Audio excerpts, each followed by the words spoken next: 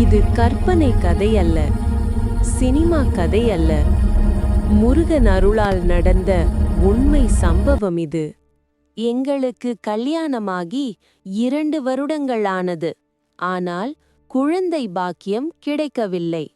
நம்பிக்கையோடு காத்திருந்தோம். ஆனால் விதி கடினமாக இருந்தது. தொடர்ந்து 3 கருக்கலைப்பு.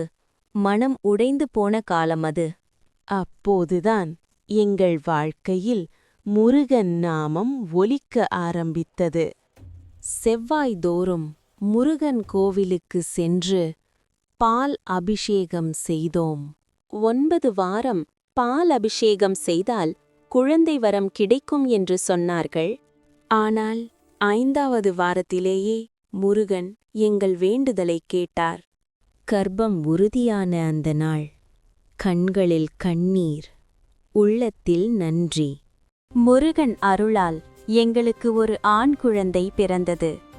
நன்றி கடனை மறக்காமல், அபிஷேகத்தை விடாமல், குழந்தை பிறக்கும் வரை, குழந்தை நடக்கும் வரை தொடர்ந்தோம். 2 வருடம் கழித்து மீண்டும் முருகன் அருள்.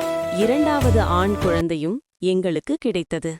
இன்று முதல் மகனுக்கு 4 வயது, 2வது மகனுக்கு 2 வயது. நம்பிக்கையோடு முருகனை சரணடைந்தால் அவர் ஒருபோதும் கைவிட மாட்டார். முருகன் அருளால் எங்கள் வாழ்க்கையில் நடந்த உண்மை சம்பவத்தை உங்களுடன் பகிர்ந்துள்ளேன். ஓம் சரவண பவ. ஓம் சரவண பவ. ஓம் சரவண பவ.